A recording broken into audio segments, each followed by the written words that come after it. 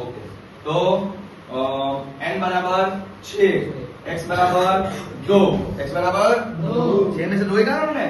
चलिए p बराबर हमने कहा है सही हो, क्या हो सही हो, ऐसे कितने हैं भाई, उसे हम p कहते हैं। क्या कहते हैं बेटा, वो कितने बोले 0.6, तो q क्या होगा बेटा, तो बोले q बराबर 1 माइनस p, 1 माइनस 0.6 यानी 0.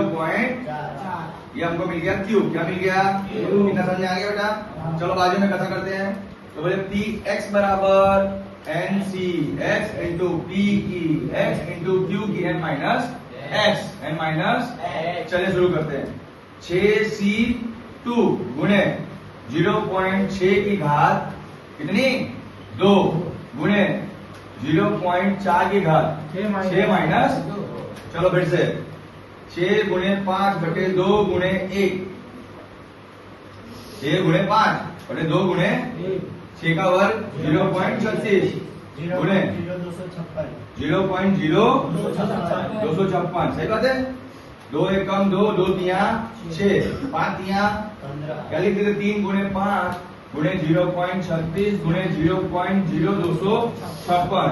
अगर हम गुणा करें तो करके बताओ मुझे कितना आता है, 0.13824। 0.13824। जवाब चेक करो।